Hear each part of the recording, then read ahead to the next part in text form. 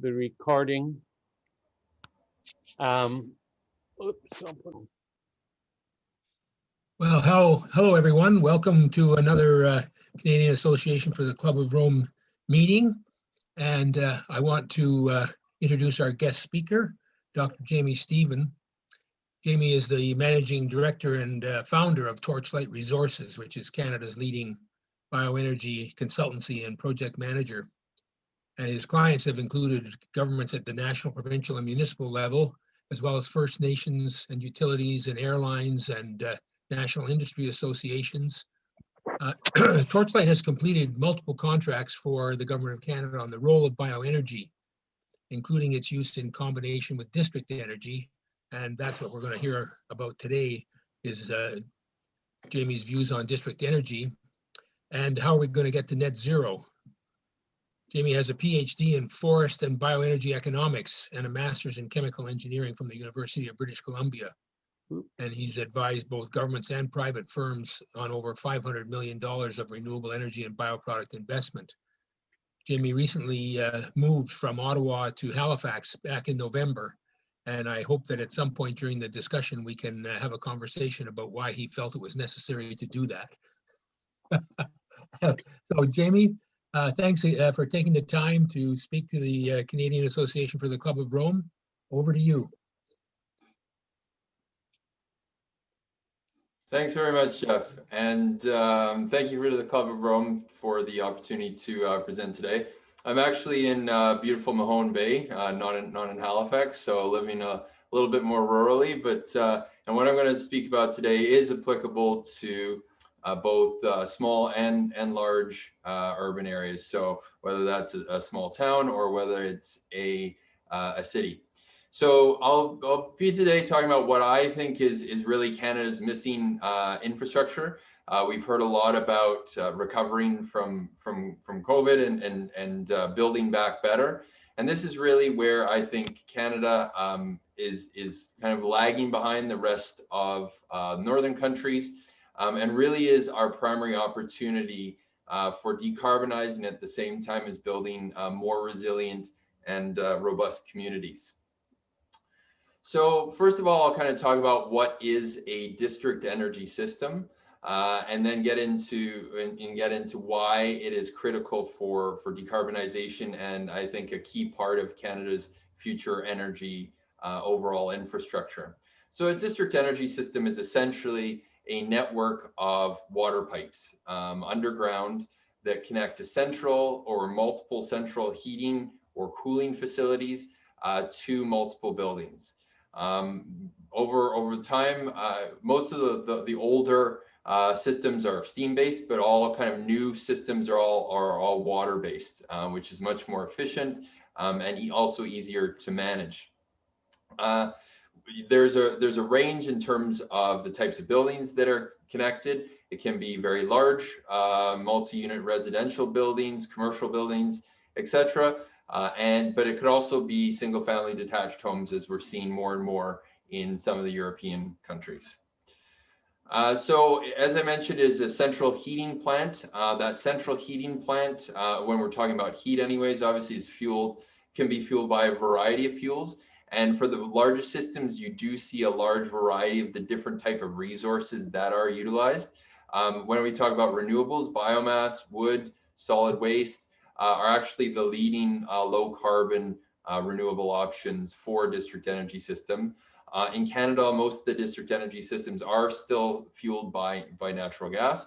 But also as we shift away from steam and towards hot water, that brings on the opportunity to add a whole bunch of different resources, whether that's waste heat, heat pumps, things like sewer heat recovery, server farms, anything that has a heat source that's being currently discharged and not fully utilized can supply heat into a district energy system. This really makes it future-proof infrastructure because it permits such flexibility. Basically, what it looks like in each building is the energy is transferred to each building, pipes go in and out, and then there's heat exchanger in each building. And so that provides, then that transfers to the in-building heating system, and whether it's space heat and also for domestic hot water. Buildings do not typically have their own furnaces or boilers when they're connected to a district energy system because the uptime for these systems is much higher than 99.9%. So there's also a variety of ownership models. Oftentimes it's municipality owned. P3 is also common. And obviously there's a lot of capital available currently to develop these types of assets given their long duration and predictable income. There's also quite often cooperative ownership models whereby every building owner connected to the system actually owns the system as well. And obviously this is run as a not-for-profit to keep the energy costs low for connected building owners. In Canada, we have about 180 district energy systems. The vast majority of them are kind of institutions. So you're talking about universities, Department of National Defense bases, hospital complexes, but we do have a number of cities and in some cases smaller areas that smaller population areas that have district energy systems. So in Toronto, we have Enwave, which was recently sold to Ontario Teachers Pension Plan. In Ottawa, the system that's owned by the federal government is being redeveloped. That's kind of Angers is under contract to do this. So that's owned by the government of Canada, and it's called ESAP, the re-envisioning of it, but also some places like Markham, Vancouver, etc.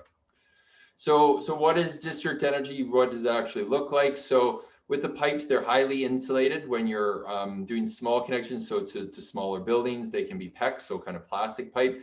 The larger ones are thin-walled steel, and they're all fabricated in a factory with pre-insulated. And also what you see on the lower right there, you see a little wire that's for the leak detection. Within buildings, essentially what you have is a pipe going in, a pipe going out. And what is measured is the flow, the water flow, and the temperature differential. And by that, we can measure how much heat is being consumed by a building. So on the left there, you'll see what you might find in an apartment building, in a single apartment, condo, etc. Central is kind of more like a single family detached home. And then obviously the larger buildings, hospitals, commercial buildings, etc. They have a different type of heat exchanger system depending upon the size of the building. These are some larger pipes being installed. Some cases you have two pipes in a single, in a single insulated unit. But as you can see from the scale of these pipes, there are some very large district energy systems that are being installed around the world. This is kind of some more pictures at a smaller scale in terms of residential connections. What we're seeing actually in places, and on the lower right, you see an image from Denmark, is we're actually seeing disconnection of natural gas lines, removal of natural gas lines, and installation of district energy system pipes.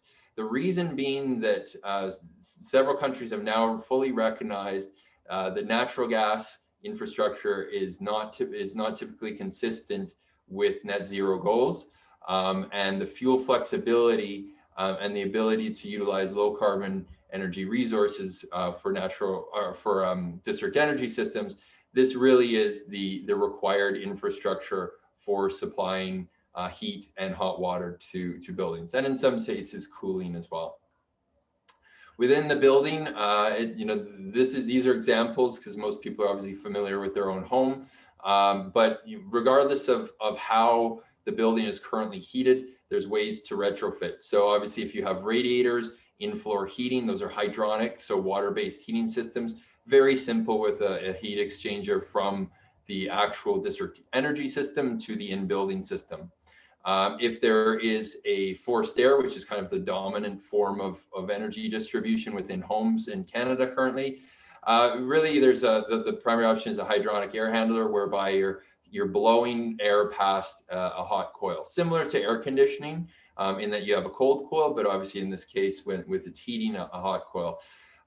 You can also retrofit to buildings that have electric baseboard, and typically you're going to see something like a fan coil where instead of having to install radiators or anything around the home, it looks a little bit more like a mini split that has a wall mounted or built-in unit that has a hot water pipe going to it, and then again, air is blown past that coil. So that's kind of what is a district energy system. And now I'm going to kind of get into why district energy and why does it make sense, particularly for Canada. Well, so I've already mentioned that this is fuel flexible, future-proof infrastructure for cities and towns. I'm going to focus quite a lot today on biomass and waste as energy resources for district energy systems, because they are really the proven deployable resource, low carbon resources for district energy, and I'll provide some examples, namely Stockholm and Copenhagen. But you know, if say we invent something new in the future, we already have that distribution infrastructure is not useless. It can be utilized for anything that produces heat. This really is the proven approach for urban decarbonization. If you look at the cities, towns that are leading decarbonization and have actually reduced emissions instead of declaring emergencies and writing reports, ones that have actually taken action, this is what they have done. The district energy systems enable the use of low-cost unprocessed fuels. The thing is, when you have a central energy plant, you're able to use lower cost and lower quality in many ways fuels that are not possible to utilize on a building by building basis. So as an example, wood chips. We're not going to deliver wood chips to every skyscraper in downtown Toronto. It's just not going to happen. It really addresses the urban-rural divide, and particularly, I would say, on decarbonization and job creation. We seem kind of like a bipolar society at the moment, and this I really believe, particularly when you tie bioenergy to district energy, is an opportunity to combine or to address that divide by creating, allowing decarbonization in cities and towns, which are obviously responsible for the vast majority of emissions, but creating rural jobs and managing our forests and agricultural areas. It also, when we talk about Canada and energy transition and a just transition, as we've talked, as a lot has been in the media, the key thing here is that it provides that district energy and combination with waste energy and biomass is the same, requires the same skills and trades as oil and gas. You know, I always have a hard time when we talk about energy transition, and there's discussion about trying to retrain a lot of oil and gas workers to install solar panels. I have nothing against solar or wind. They're key contributors to decarbonization, but somebody who's spent 30 years as a boilermaker, I think those skills should be used in the best way possible. And installing solar panels with that type of experience and skill set is perhaps not the best approach.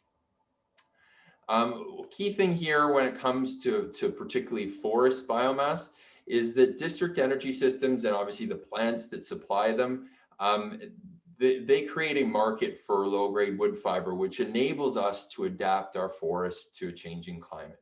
So what I would say is this is not just about mitigation, it is also about adaptation.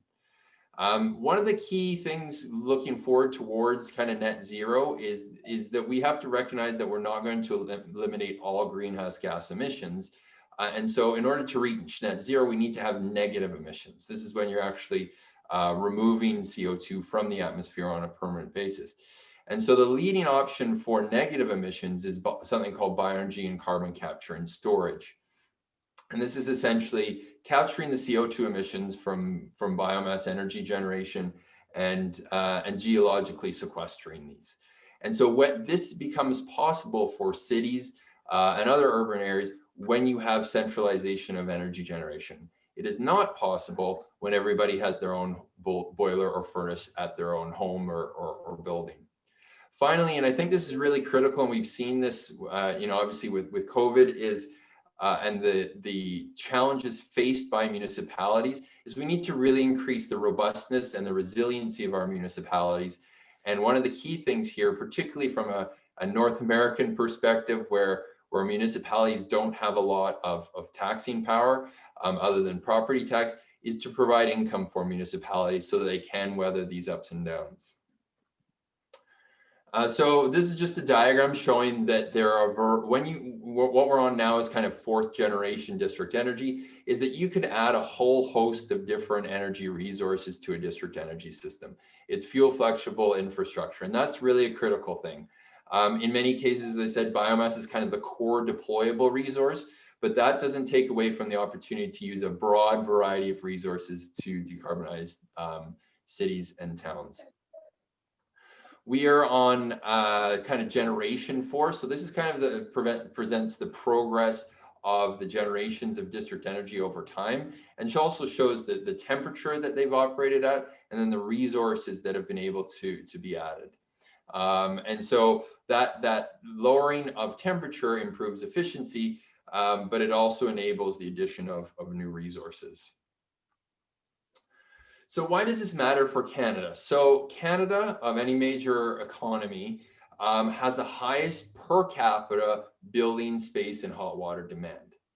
We hear a lot about what's going on in California and other parts of the US, but the reality is that Canada has double the per capita building space and hot water demand as the US or the UK.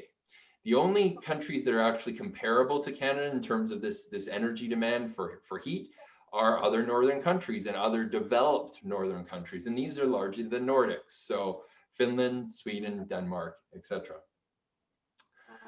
So, but when we look at what those other northern countries are doing and when it comes to district energy, is that they have market penetrations for district energy ranging from 55 to 95%. Whereas Canada, we're at 1%. So clearly the outlier when it comes to northern countries and district energy penetration. The critical thing here is when you look at the northern countries in Europe, the countries that have the highest penetration of district energy are also the countries that have the highest penetration of renewable energy in the total energy market. In the case of Sweden, 55% of energy is renewable energy. And that is specifically because they are able to utilize biomass as a resource for heating.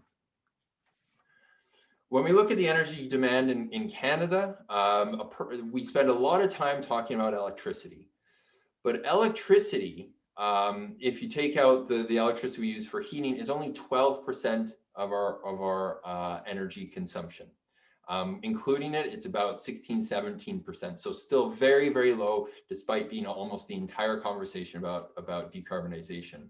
In fact, thermal energy is 60 to 65% of Canada's energy demand. And this is really where we have to focus. The other aspect is that if you look at that demand, we actually require more energy for heating residential buildings than all of Canada's electricity demand. Okay. When we look at what's actually being implemented in the EU, which is obviously leading decarbonization efforts, we hear a lot about wind and solar, and those are, as I say, key contributors. But the reality is the amount of energy supplied by solid biomass heating, so largely wood, is equal to all renewable electricity generation combined. That includes large hydropower. So what you see in the graph here, red is renewable heat, yellow is renewable transportation, and blue is renewable electricity. When we look at overall contribution of bioenergy is actually 60% of the renewable energy in the EU, and obviously by extension is by far the largest contributor to greenhouse gas reductions at over 200 million tons per year in 2017, and it's obviously growing.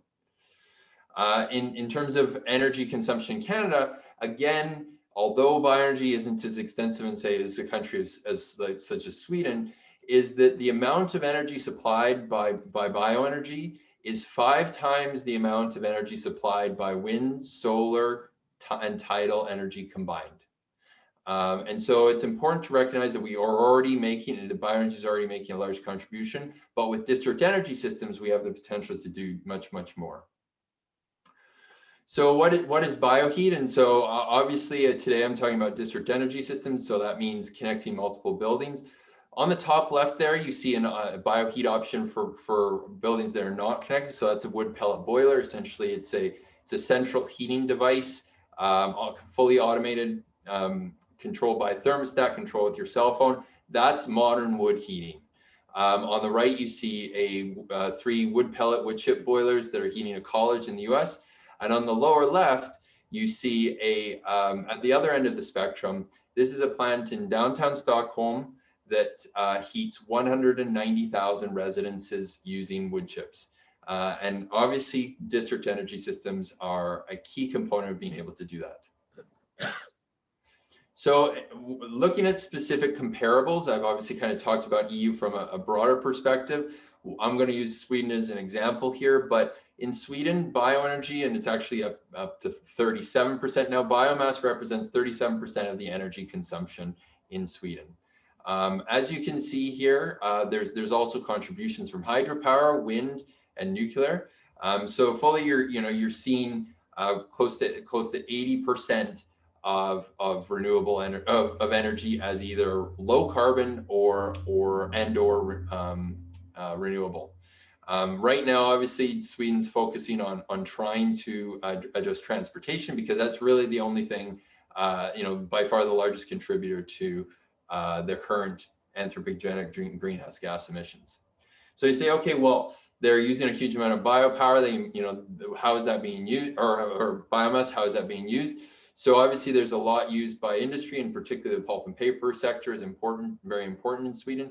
But you can see by far the largest growth of that biomass has been in district energy, and I think it's something like, it's increased 19 times the consumption over the last 25 years or so. So with all that biomass use, though, people are obviously very concerned about sustainability of the forest. But what I can say is, while there's been dramatic increase in bioenergy consumption, there has also been a dramatic increase in the volume of standing timber, and by extension, the amount of stored carbon in Sweden's forest. I know this is a little counterintuitive, but the reason is that you're able to do forest operations and actively manage forests to increase the productivity and the growth rates. People always forget trees need light, they need space to grow, and if you provide that to them, they can become much larger and take in a lot more carbon, and therefore increase the stored carbon on the land base over time. A critical thing here is that growth on an annual basis and the net increase in stored carbon, so the growth minus the removals, that net increase in stored carbon is so large that it reduces Sweden's greenhouse gas emissions by 80%. So after accounting for this forestry, so land use change in forestry, within Sweden's national greenhouse gas emissions inventory, Sweden is at 0.9 tons CO2 per person. In comparison, Canada is at 19.7. So there is a dramatic difference, and yet a lot of this has been driven by the adoption of widespread district energy systems and bioenergy. We hear a lot about embodied carbon and storing storing carbon in things like mass timber. So this is Brock Commons. This is a student residence at UBC.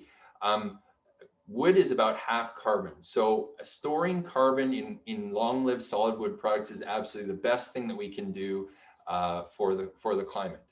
But the reality is that not all wood can become long-lived solid wood products. There's a lot of damaged wood. There's a lot of low-grade wood. There's a lot of species that are not necessarily usable for this type of application. And in that case, we should be using it for displacing fossil fuels. So I like to use the Austrian forest sector as an example, because they have a relatively small pulp industry, and Austria is also by far the world's leader in mass timber production. So, and those large cross-laminated timber panels.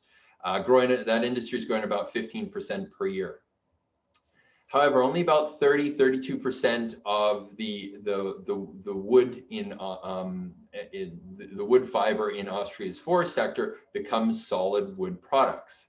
Fully 60% of the wood becomes energy, and most of that as heat. And so those two pillars of long-lived solid wood products and bioenergy can make a highly profitable forest sector. In Canada, where are we now? Well, Canada was by far the world's leader in terms of in terms of newsprint production and exports. Obviously not a great sector to be in over the past 30 years. And what we can see is that in Canada over the last since 2003, there's been 140,000 job losses in the forestry sector, and a lot of that is driven by the by reductions in demand and reductions in production of pulp. And if you don't have a pulp market, you can't be producing those long-lived solid wood products in the absence of bioenergy. Excuse me. This is just an example from Ontario. Obviously a little bit out of date, 2016, but the same still applies.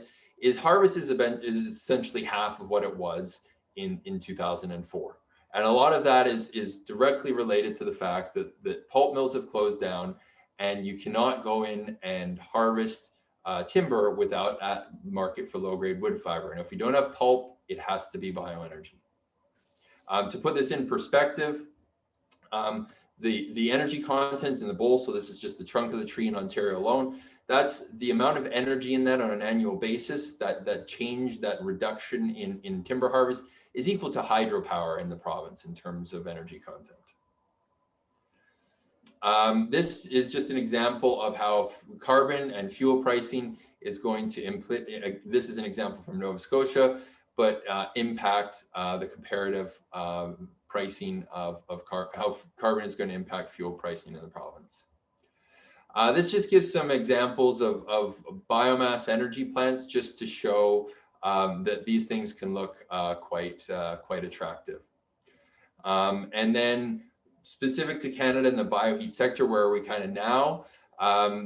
We have, obviously, as I mentioned, district energy systems. There's a few that are running on biomass, so I'll give a shout out to the University of British Columbia, which is transition from natural gas, steam-based district energy system to a biomass-based hot water system. At the commercial institutional level, we have about 460 projects. Most of these are heating only one, maybe a few little buildings in a small district energy system. But what we can say is that the sector is growing, and that there's also on the industrial side, there's also proof that this is an approach that works for decarbonization, with the pulp and paper sector decreasing the carbon intensity of their energy consumed by 60%. So from a customer perspective, when it comes to district energy systems, really you're talking about a heat utility. You're able to monthly bill, that type of thing. And as I mentioned, it's very, very common to have municipalities involved in that. And then when we talk about biomass, obviously, there's always great concerns about particulate matter. And what I can say about bioenergy, and particularly bioheat, is that just like many things in life, you can do it well and you can do it poorly. So this is a log graph. It shows the amount of fine particulate matter relative to per unit energy output. And what you can see is the difference between a fireplace and a modern wood chip boiler is quite dramatic, right? So a modern wood chip boiler will be similar to, say, heating oil. That Vertverkert on that lower right is actually the plant in Stockholm. And so what you're seeing there is that the emissions from that plant, particulate matter, even though it's running on wood chips, is lower per unit energy than natural gas furnaces. And this is the reason for this is obviously centralization of a plant. So you have one source of emissions versus 190,000 separate point source emissions. I wanted to touch on waste as well, and before I get into kind of some of the examples.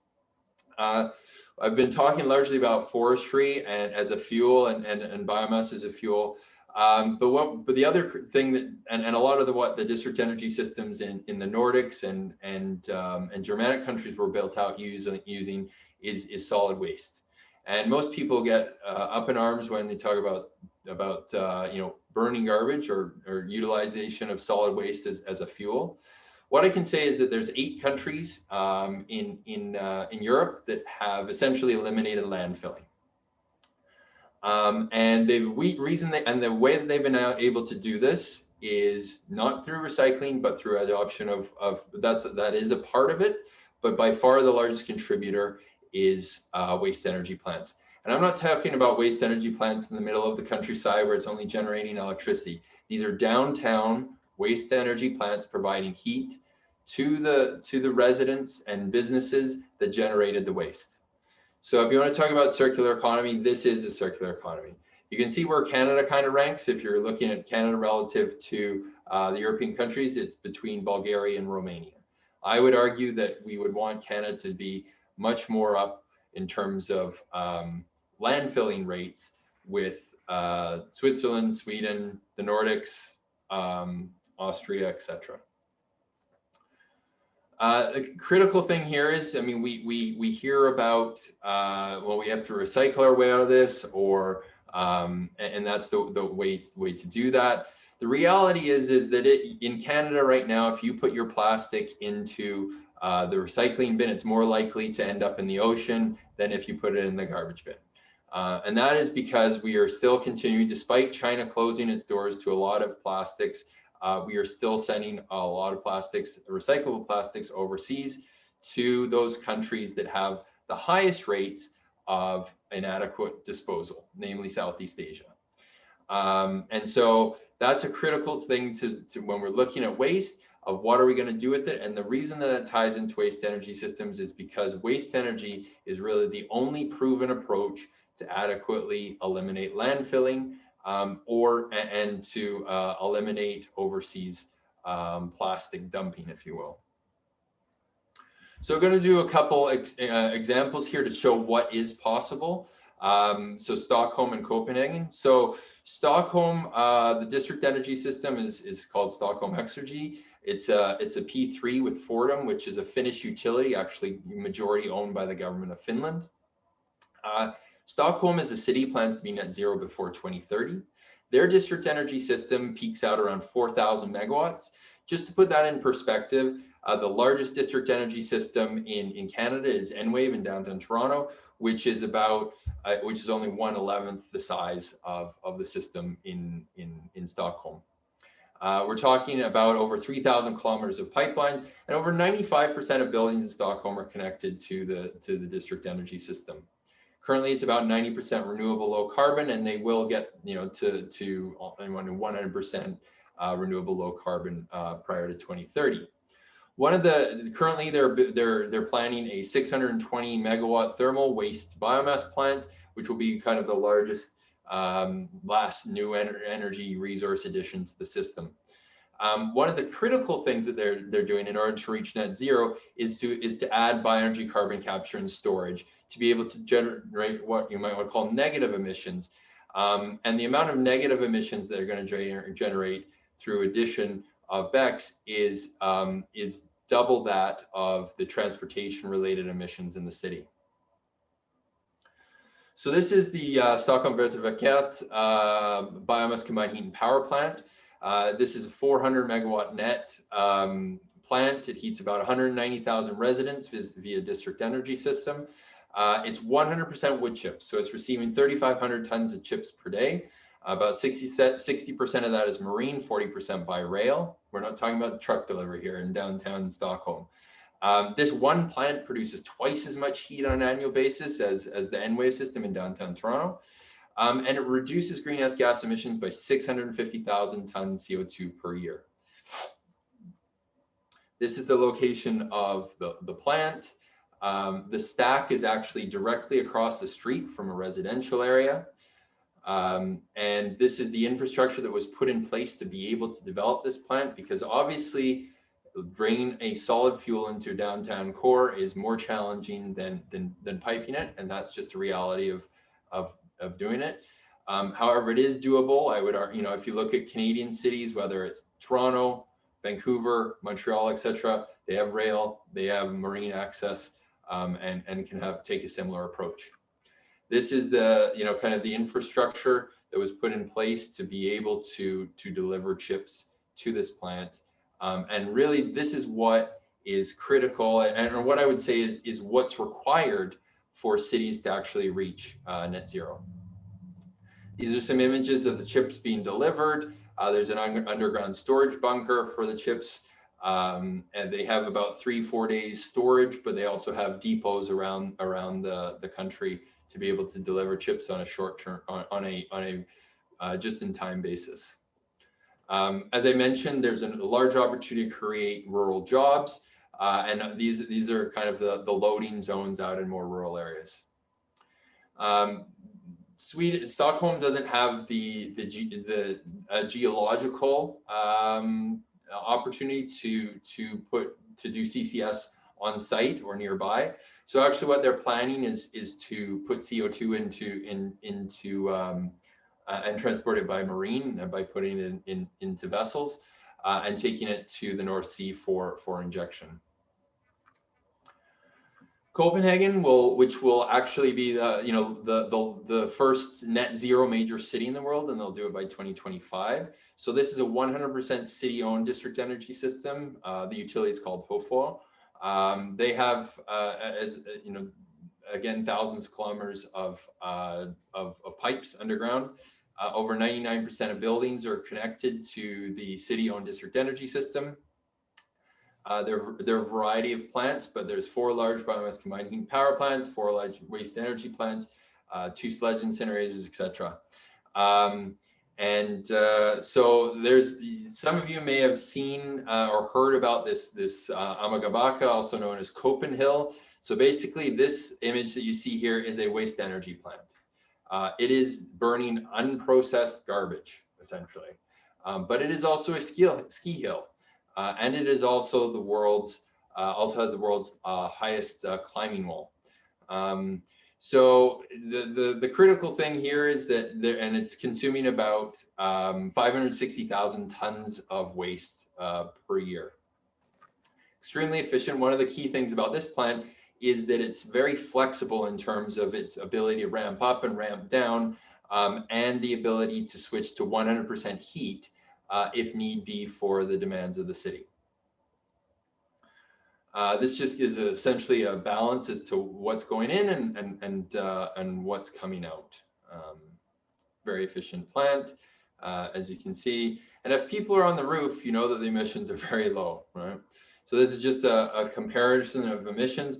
What you can see is that when you centralize generation, even though you're burning solid waste, extremely low emissions associated with this plant. And so I really want to emphasize the progress that has been made technologically when it comes to waste energy plants. You know, we think about all the progress, you know, that is made on telephones, you know, from rotary dial to where we are now with the world's information in our pocket. And people often don't recognize that significant advancements have also been made in the field of combustion, whether that's for solid biomass or whether that's for waste. This is another plant, actually right beside the waste energy plant, the Copenhagen. This plant is in Copenhagen is 500 megawatts thermal. It heats 210,000 residences. Again, 100% wood chips. Canada actually sends a small volume of chips to this plant from Nova Scotia. There is this plant puts by itself puts out 3.5 times the energy that is produced by Enwave, Canada's largest district energy system. And this one plant, because it eliminated coal, reduces greenhouse gas emissions by 1.2 million tons per year. To put that in perspective, it provides about 25% of the heat for the city. This is the location of the plant. Again, right by residential neighborhoods. So the red is the Copenhagen. You can see the ski slope on the top there. And then in the pink is Amenable, the wood chip fired plant. This is an image of the infrastructure, but and you see it side by side.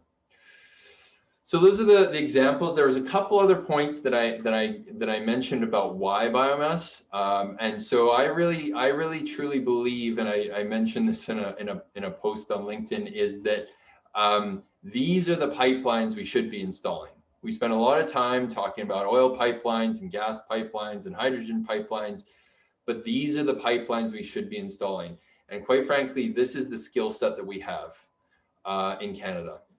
We should be building upon our expertise in oil and gas. And in my mind, building upon that expertise means district energy and thermal energy generation through biomass, waste energy, etc. This is something that we can actually be world leaders in. And so this is just a listing of professions that are required for oil and gas, and also how they are, and obviously also required for district energy and bioenergy, and particularly thermal, biomass combined heat and power plants, etc. One of the other points I made was that bioenergy is bioenergy and waste energy, or excuse me, bioenergy and district energy systems combined with bioheat are critical for adaptation because they provide a market for low-grade wood fiber. This is a projection of a number of large fires. This is from Natural Resources Canada, and so basically what you're seeing is a rapid, a significant increase in the number of large fires that we're going to see if we don't take action in terms of more actively managing our forests. This is the annual area burn. What you can see is essentially a tripling, projected tripling of area burned by 2100. The other aspect of this is if we don't start managing our forests and removing some of that wildfire prone material, a lot of what we do on the anthropogenic GHG reduction side is really going to be overwhelmed by the amount of black carbon, which is a component of fine particulate matter and is actually a major climate forcing agent that is going to be emitted from wildfires. A critical thing here is that that black carbon, when it lands on ice, snow, etc., it reduces the albedo of that, and so that's the reflectivity of sunlight, and so actually makes a significant contribution to warming. When we burn that same material in an advanced biomass combined heat and power plant, we reduce black carbon emissions using the same ton of biomass as open burn in a wildfire, etc. Versus in the plant, you reduce black carbon emissions by 99.99%. Okay. This is obviously in British Columbia. We've already seen what warming climate can do, and this is the mountain pine beetle outbreak, which a lot was driven by the fact that the temperatures weren't cold enough to kill off the mountain pine beetle during the winter, and allowed it to become overwhelm the lodgepole pine in British Columbia. I mentioned this already slightly, but in terms of growing carbon stocks, so anybody who works in bioenergy in the forest sector wants more forest. We love the forest. The way to actually grow carbon stocks in the forest is to actively manage those forests, because trees need light, they need space.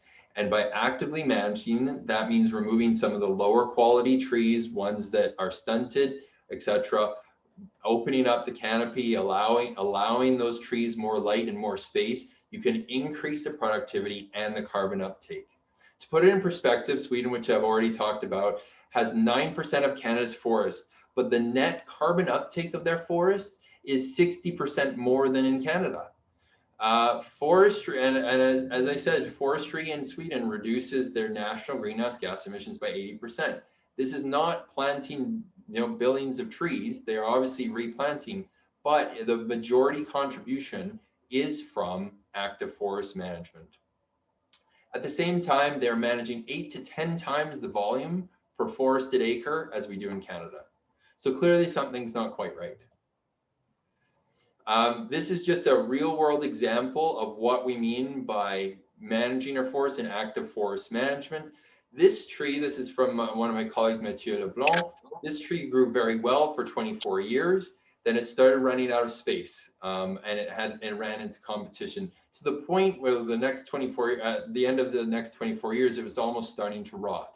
Then a thinning occurred. And what you can see is an over 200% increase in the rate of growth because of that thinning. The last thing, I've mentioned carbon capture and storage, but if Canada really wants to get to net zero, we have to have negative emissions. And I can tell you that BECCS, bioenergy carbon capture and storage, is a whole lot lower cost than DAC, direct air capture, and trying to suck CO2 out of the air. We already have this magical machine called a tree. and utilizing that for energy and then capturing that CO2 is really the way to decarbonize and to reach net zero and get those negative emissions. So I've gone through all this list of why district energy for Canada. I hope you agree with me now that that this really is missing infrastructure. This is something that we need to decarbonize, something that makes sense for Canada and can create a stronger and lower carbon economy. So thank you very much. Thanks very much, Jamie. That's quite a lot of information to absorb and a wonderful slide deck. It makes me think that as far as district energy and waste energy are concerned, Canada should be a little bit embarrassed. So just a quick clarification question, and I see there's a number have come in, which I'll get to right away.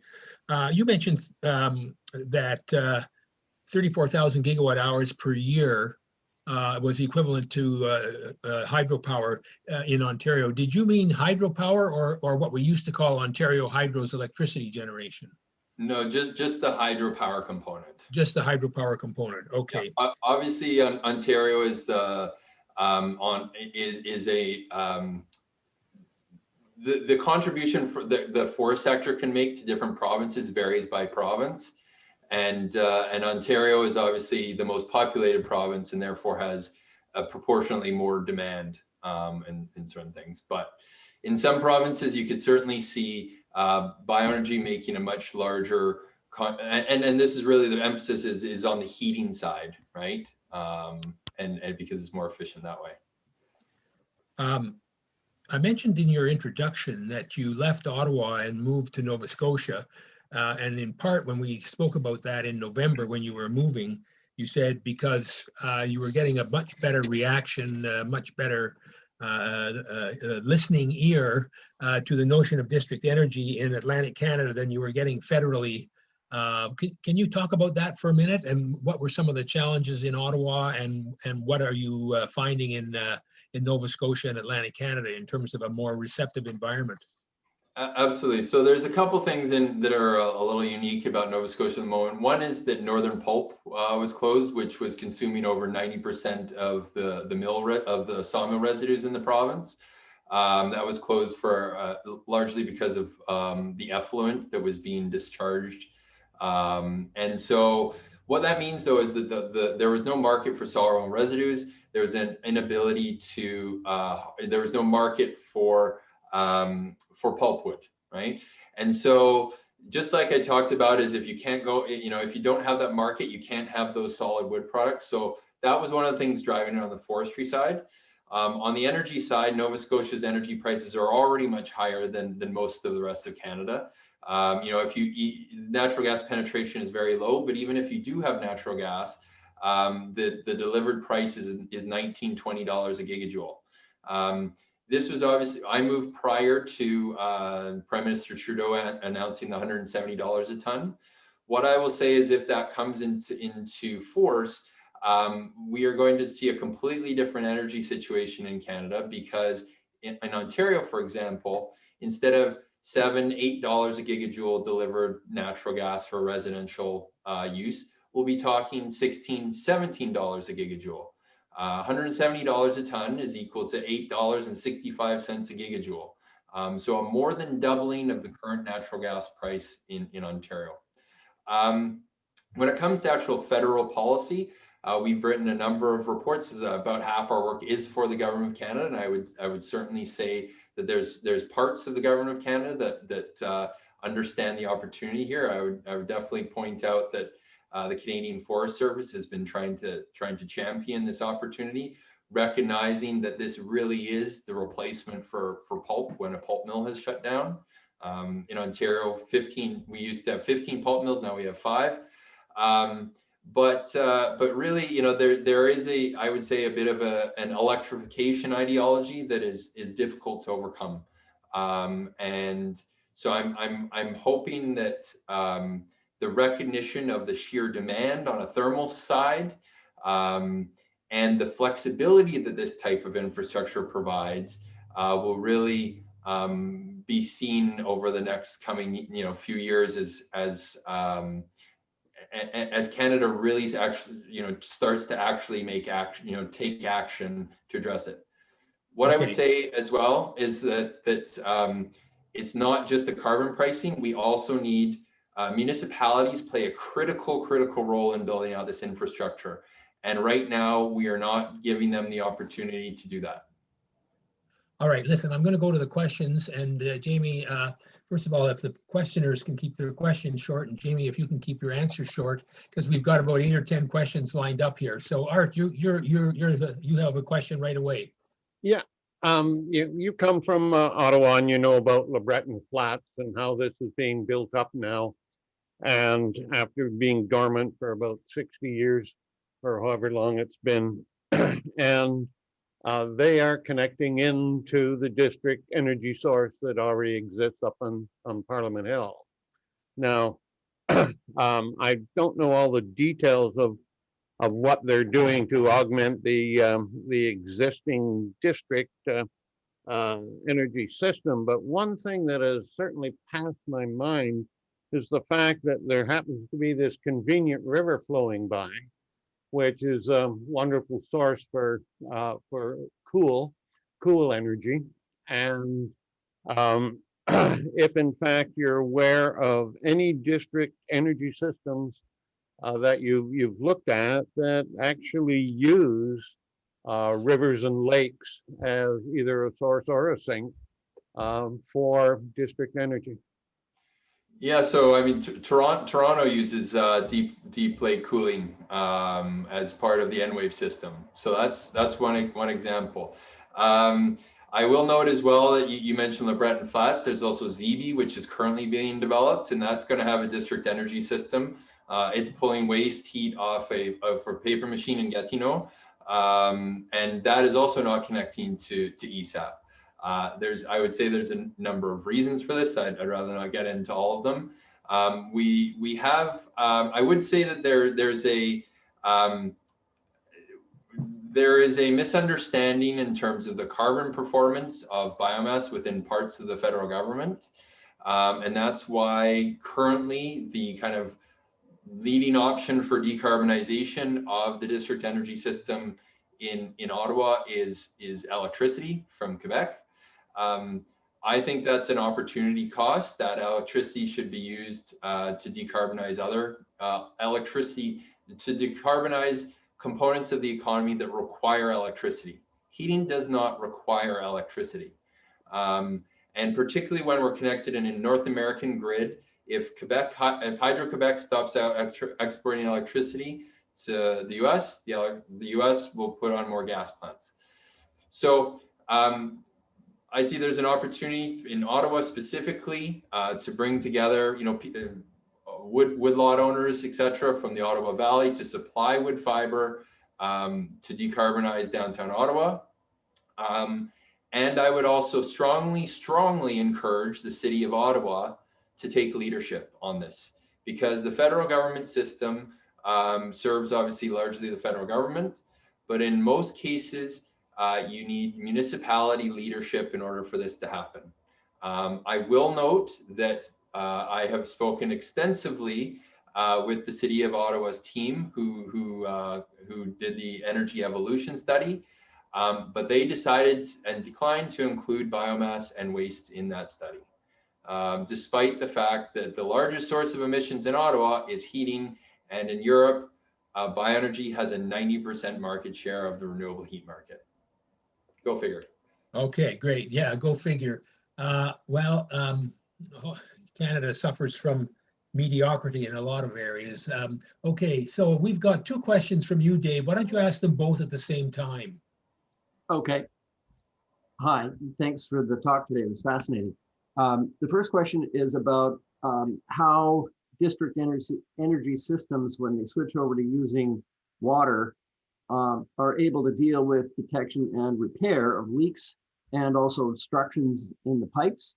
And I'm going to have to go down to the second question, but it's relevant to the it's relevant to the discussion that just took place. It seems to me that we have a more, shall I call it, open market system than they do in Scandinavia. I think perhaps we once cooperated better than we do now, but we've been madly trying to privatize things and get away from joint efforts, cooperative efforts.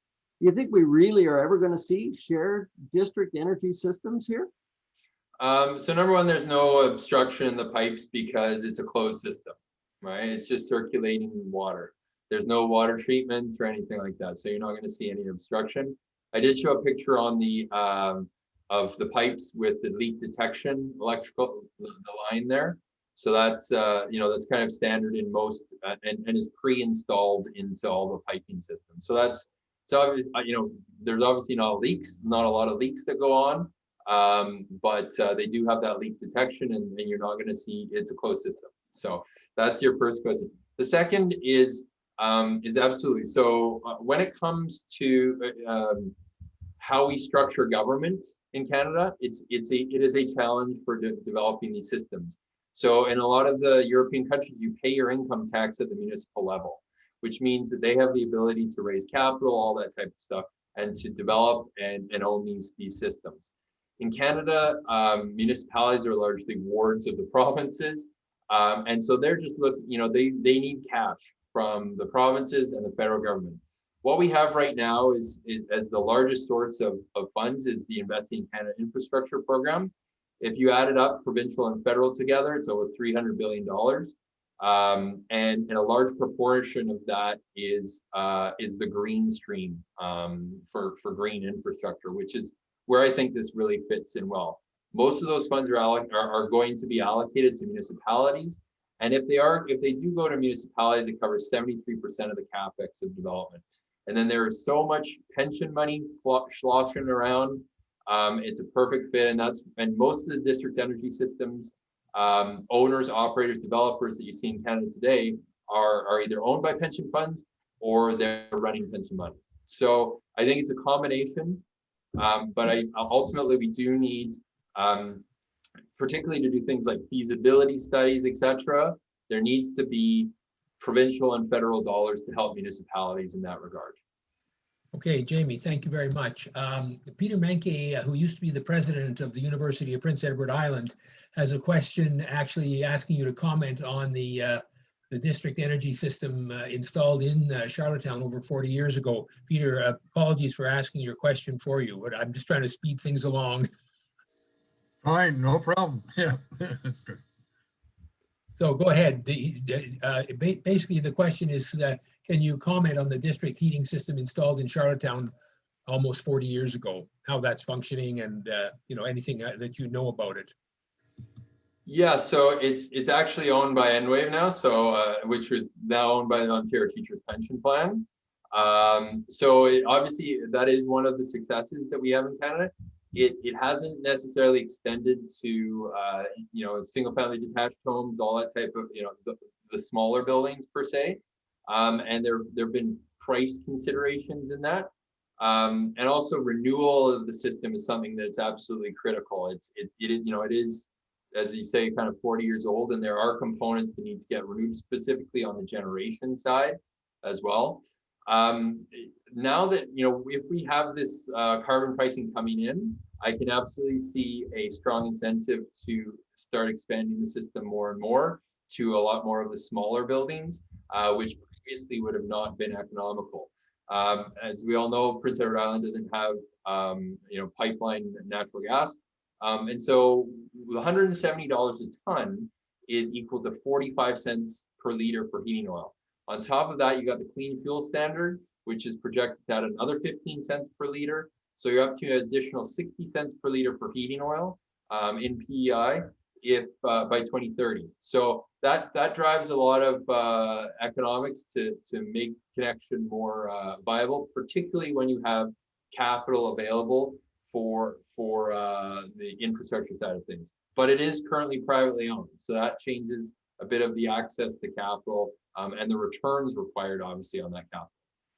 Peter, did you have anything else you wanted to say about that, since I didn't give you a chance to actually ask? No, that's fine, thank you. I just wanted to point out that I was involved with a lot of those things in PI, as you know, Jeff. Yeah. And it seemed to me that it was a pretty unique operation. Yeah. And I'm Okay. And it would have been great if it had been replicated many times across the country. I can say that. And the same thing in Ujibougamau, Quebec, which is a remote Cree village. You know, the town was built on a biomass fired district energy system. And it would have been great if that had been replicated many times. We'd be in a very different situation with our remote communities if it had. Okay, Phil Riley, your question. Yeah, thank you very much, Jamie, for pointing out the needs and the technology that's available to ramp up the biomass industry. My training is in ecology and biology. And with that little bit of background, I've been concerned about the continuing cutting down of older forests from the point of view of management, because older forests have an ecological role in the water regime of our country, our localities, and they also have a huge role in biodiversity of other organisms, whether they be flying or mammals or fisheries or things like that. So that by getting rid of the, as you call them, the less productive trees, the ones that aren't providing sunlight to the young trees that you want to have growing, you're actually impacting the moisture retention within the forest soil that is allowing a diverse ecosystem to develop.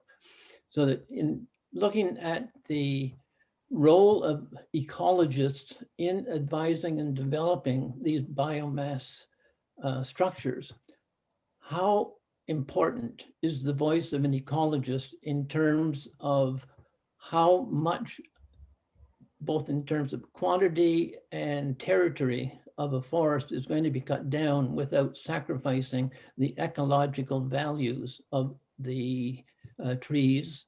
Or if it's an agricultural area, what is the loss of fiber in terms of continuing to build soil fertility for our food to continue to be produced at the scale that we need it? Mm-hmm.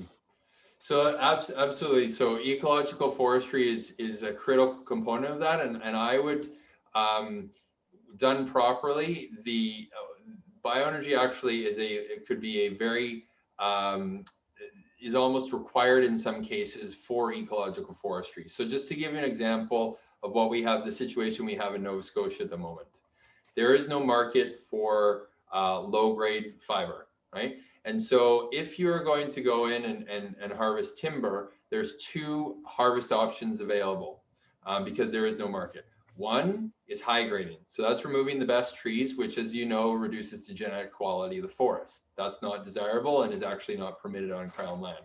So that one is out and obviously is not desirable. The other is clear cutting. And that is not, you know, desirable from many aspects. So if you want to, if you want to have undertake selection forestry, whereby you're creating an uneven aged forest that has a broad diversity of species. We're not talking monocultures. We're not talking single age. If you want to create that type of forest and yet, you know, obviously provide wood products, you have to have a market for low grade wood fiber. There's no two ways about it. So in Nova Scotia, there was a independent review of forestry practices completed, kind of colloquial, called the Leahy report, that really emphasized ecological forestry and said that is the future of forestry. But again, time and time again, even in that report, having that market for low-grade wood fiber is an essential requirement for implementing ecological forestry. So there's many instances, like I would point to Halliburton Forest in Ontario as a great example of an actively managed forest that promotes biodiversity and healthy soils and enhancing stored carbon at the same time as all those other attributes, whereby it shows you can have forestry operations and do it in a way that is sensitive and thinks about the long-term health and biodiversity of the forest. I think it would be fair to say, wouldn't it, in terms of Phil's question about the ecology, Jamie, that unless district energy and waste to energy are part of the circular economy, they're not going to get public and environmental group support. There's a lot of campaigns that are electrify everything, right? Because they want wind and solar and batteries, and that's the only solution. If you actually step back and look at the numbers, that we simply will not reach our greenhouse gas goals doing that, right? And at the same time, there's also the adaptation component. So I don't think that saying we are separate from nature and we are separate from our forests and our agricultural systems and everything, I don't think that is a viable way to reach climate goals and to get environmental support. I think there's a way to do forestry on a very sustainable basis to emphasize all those critical values, and it does vary by specific site, obviously, depending upon the values and treatments that are promoted for that site. But there is absolutely proof that you can have all those. You can enhance biodiversity. A forest with 100% canopy cover, the forest floor is not is not teeming with wildlife, right? So if the canopy is so dense, it is not a great place for many species. So I think that's important to recognize. I think we're on the same page. I was trying to add to your argument when you're talking to potential clients or potential people who you would want to support the notion, is that if it's part of the circular economy, it's one of the arrows in your quiver. That's the only point I was making. Absolutely. It needs to be. I would say it's central. Is because biomass and waste, what they have a competitive advantage in is not electricity, is not necessarily liquid fuels. It is in heat generation. That's the highest efficiency use of it. Okay, so now let's go to where did I lose? I've lost track here. Dave, you've done yours. Jan, yeah. You want to turn on your video, Pugsley? I'll try. Well, I can hear you. There you are. Okay. Okay, you have a question. I do. I have to find it. Oh, here I am. I'm finding this very intriguing and interesting. And I live in a rural municipality. I want to know about applicability. A rural municipality, population less than 4,000. Industries include agriculture, tourism, and the government of Canada and the government of Ontario manage parks, so that's not good for timbering. The county manages its forests. I'm wondering, particularly concerned about the population numbers, whether your concept is applicable to this area. Oh yes, water. We're on a peninsula surrounded by the Great Lakes. So yeah, it's, as I mentioned, the approach is absolutely applicable for towns and for cities. So we created a municipal utility with the municipality of Dysart et al., which is essentially within Haliburton County.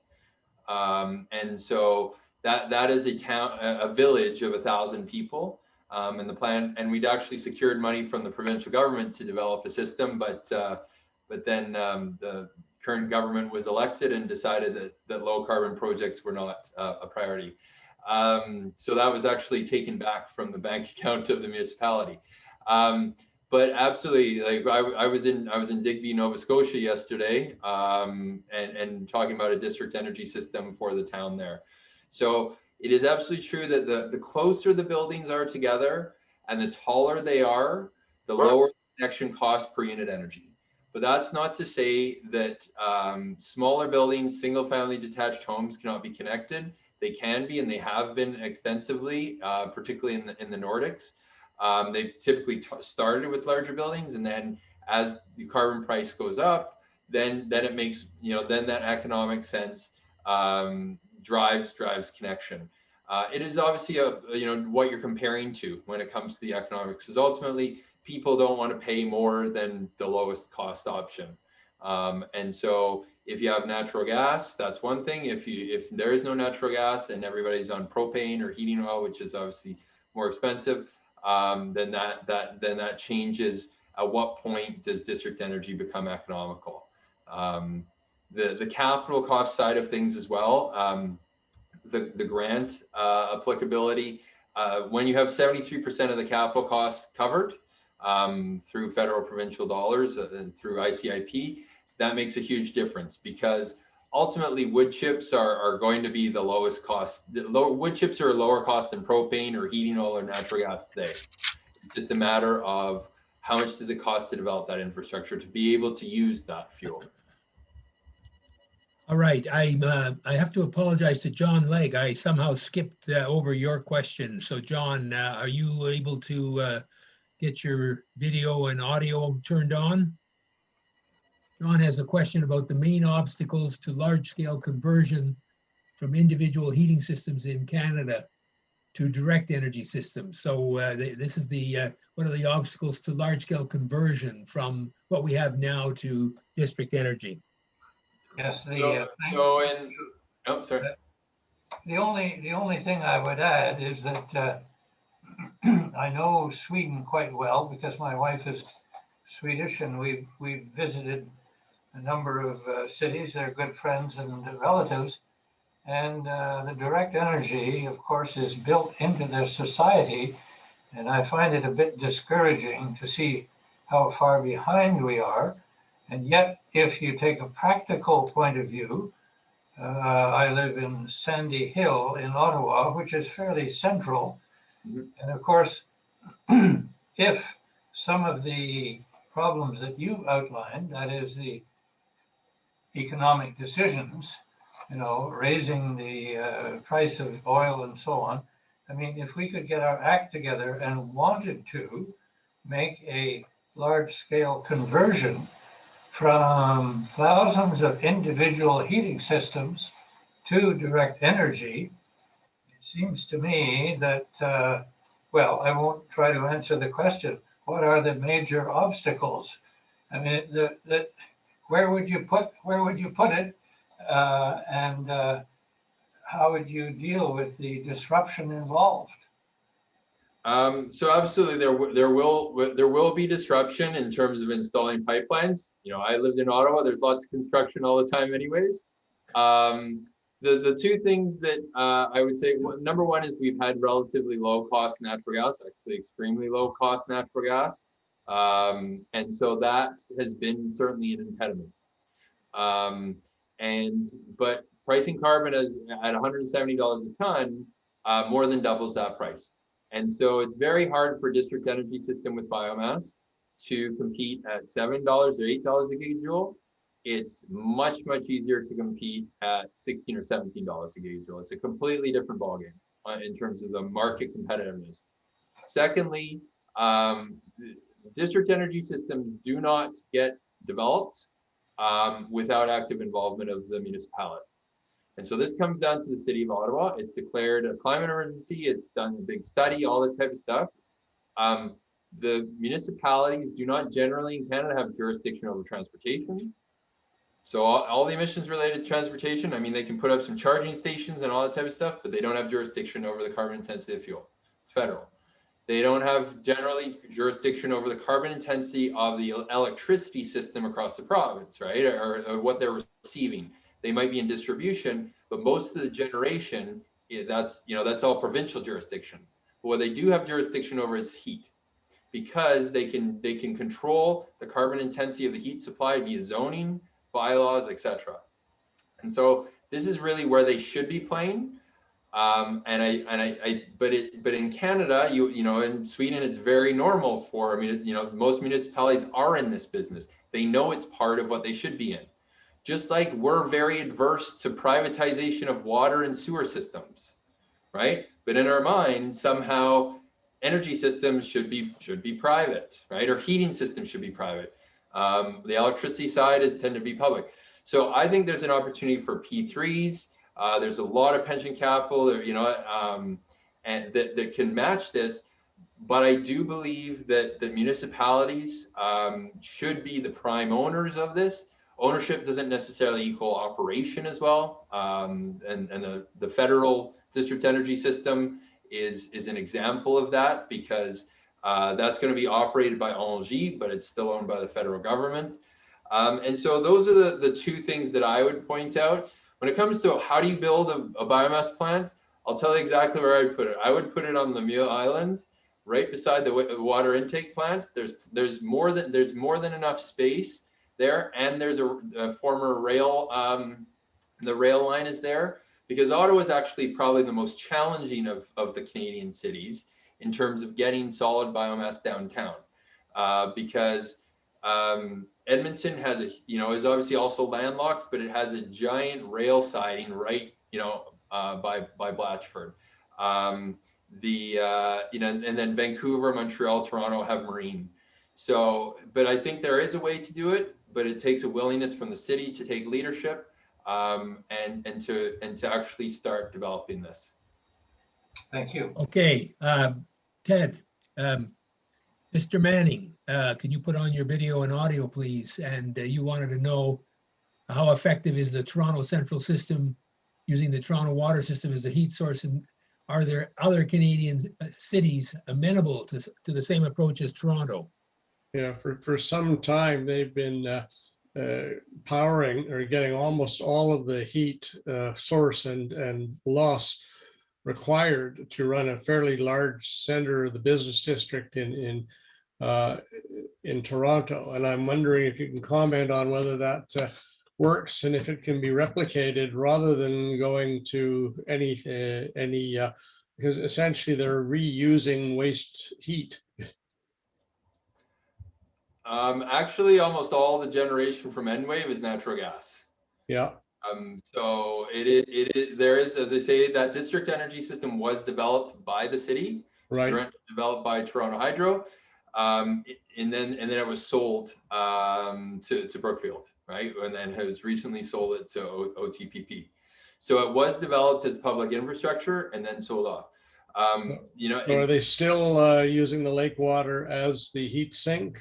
No, so that's all cooling. So that's cooling water for the summer for air conditioning. In the Okay. winter, it's almost exclusively natural gas. Okay, thanks. Yeah. We've got two more questions, and I think then we'll stop after that because it's already 10 to 3. And both of these questions are political. So John Hollins, go ahead. Thank you. Wonderful talk. Look, you observed earlier on that Canadian municipalities are wards of their provinces, and the political people we elect in Ottawa, which I observe quite a bit, are basically wet rags. They're not going to get up and do anything useful. Now, Sweden, which has been an important part of your talk, would fit 22 times into the surface area of Canada. So Canada, now, if we say, well, let's leave the north of 60 out of that, maybe it'll fit 10 or 12 times in. It's still a huge geographical problem in Canada, and we only have to look to see what's happened recently with a pandemic, with 10 provincial governments all over the place, and none of them really doing particularly well, except one or two in Atlantic Canada.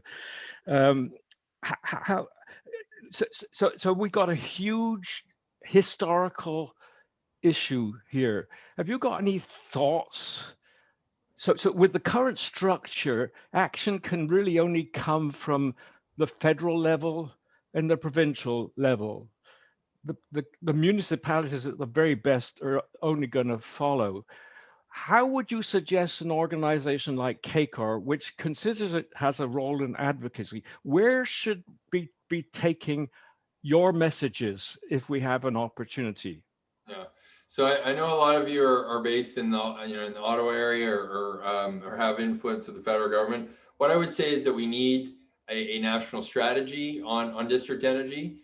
So that's set an overarching framework, and finding a way, whether that's money or support, or to get, number one, the studies required. You absolutely need engineering studies to be go out and then absolutely develop systems. And to show that this is a priority. I have not heard one politician get up and start going on and on and on about district energy systems, but I hear about hydrogen all the time, which is completely unproven as a means of decarbonizing a society.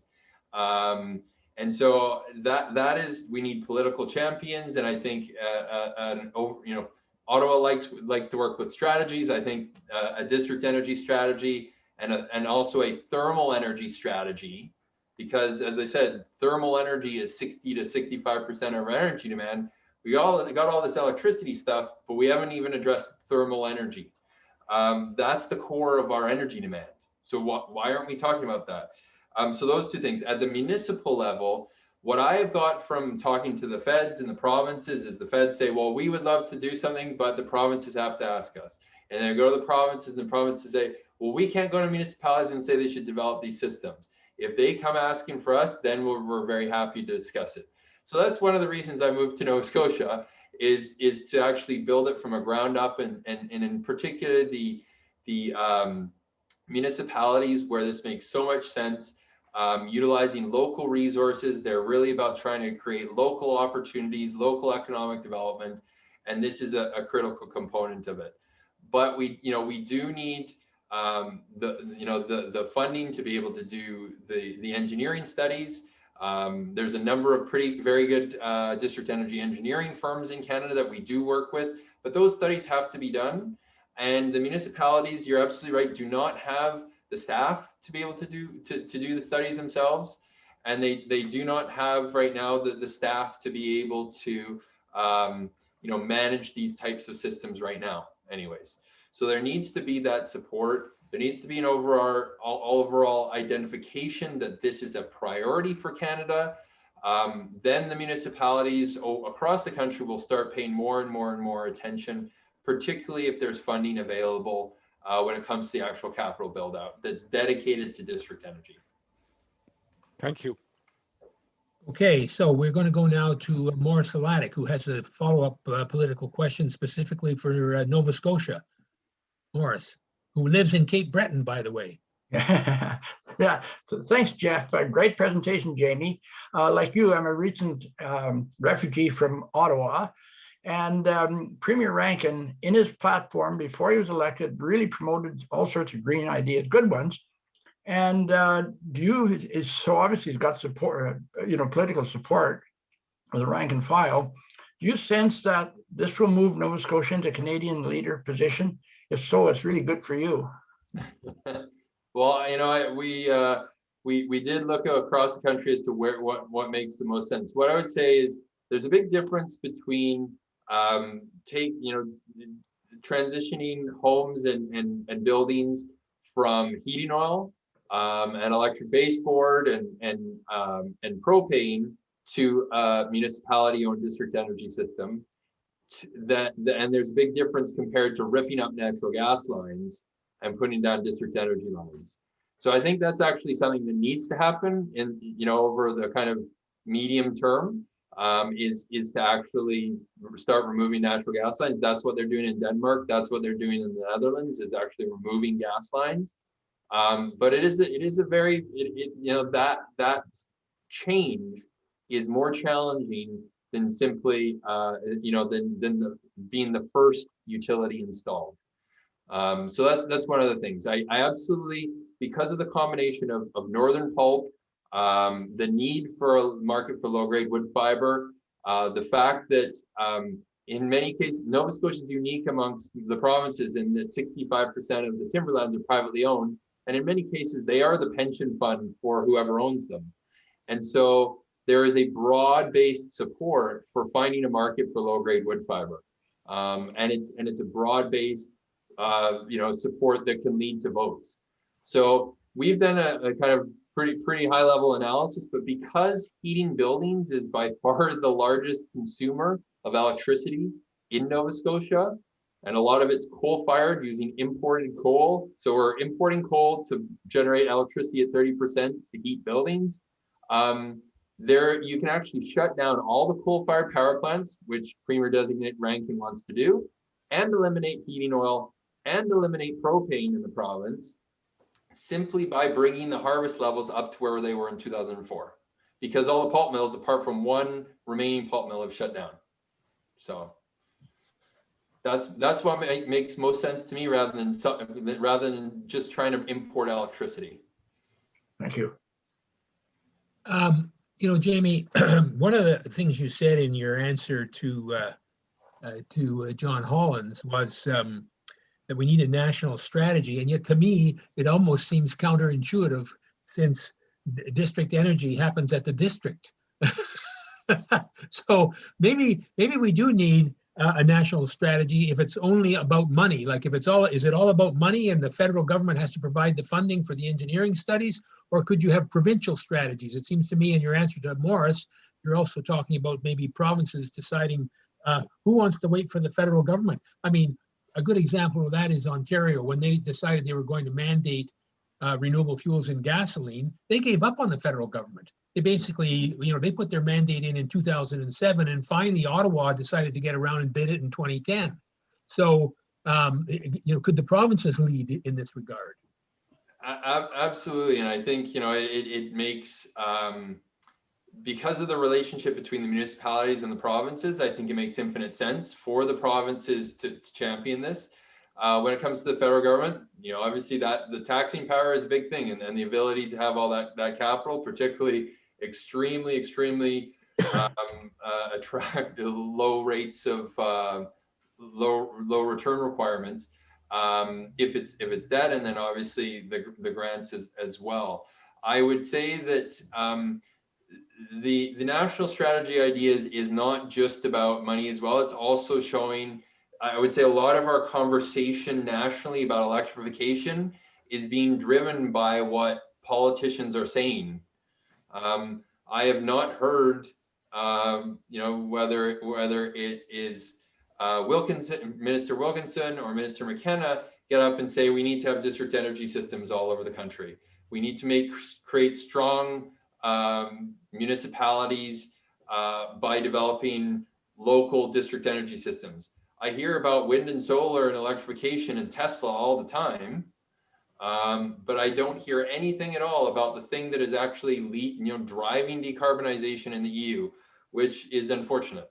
And so I think simply including district energy in the conversation, which it has not been, it goes a long way. And you know, the feds like strategies, and I think that having a strategy would give something, a platform from which many politicians could spread the message across. And I mean, we have a parliamentary democracy, so it's, you know, there's people across the country that all those MPs could start talking about what could be done in those communities, and what is the federal government doing for those communities. Right. Okay. I think we've come to the end, and I'm going to turn it back to Art. I do have one question, Art, asking whether it would be possible to have the recording of the event afterward. And of course, it is possible. You typically send it out or post it on the KCOR website, right, Art? Well, I do two things. I post it on the website, and I also give the URL to the YouTube link out to all those who have been invited directly by me. There are some people, of course, who are on the second leg, as it were, next generation invitations, and I don't have their email address. But in this case, Zahara has asked for the YouTube link, and I will make that available directly. Okay. Thank you very much, Jamie. A wonderful discussion, and you know, we managed to fill a full 90 minutes here. So over to Art to close the recording.